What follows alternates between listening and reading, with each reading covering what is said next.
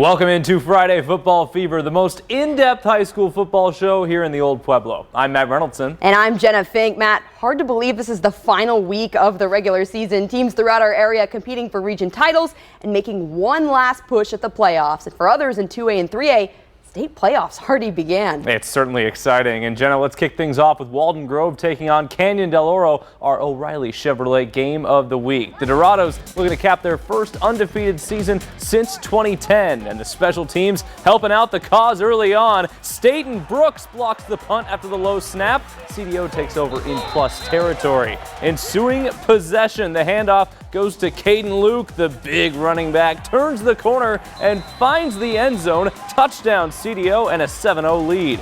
But the Dorados' next offensive possession, not quite as fruitful. Jaden Bitten for Walden Grove knocks down the pass at the line of scrimmage. The Red Wolves turn CDO over on downs.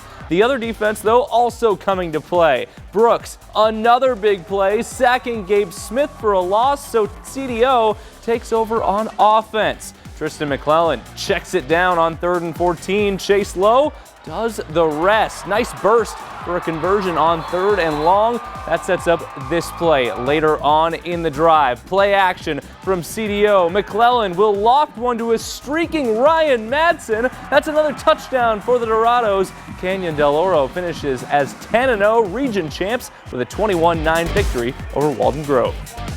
Over to Catalina Foothills, it's senior night for the Falcons. A nice pre-game ceremony to celebrate, but then it was all business against Micah Mountain.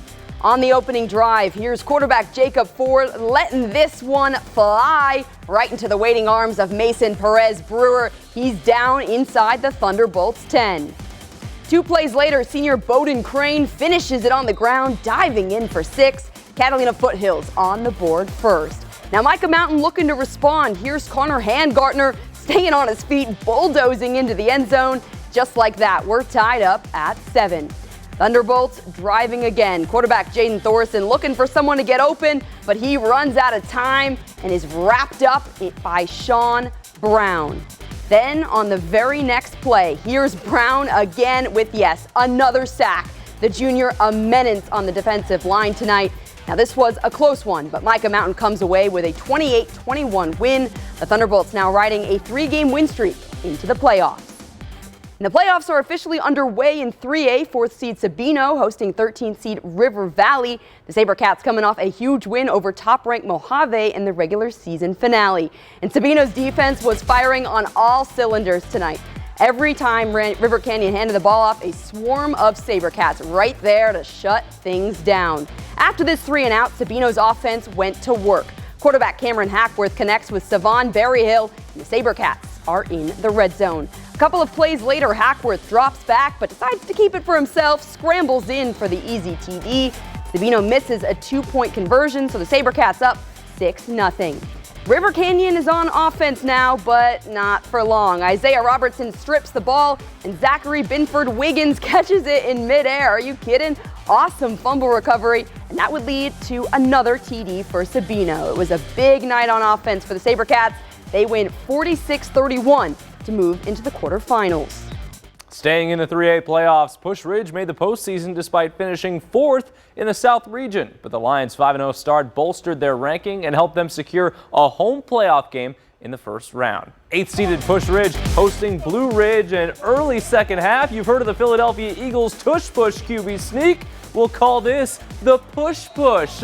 Lions first down. Drive moving on for the home team. How about Bubba Mustaine hitting his man on the sideline? Jacob Newborn for the big gain. And check out the way the Lions cap this drive. Mustaine escaping pressure, rolling out to his right, dropping an absolute dime to Brandon Taylor. Great catch for the touchdown and the 14-3 lead.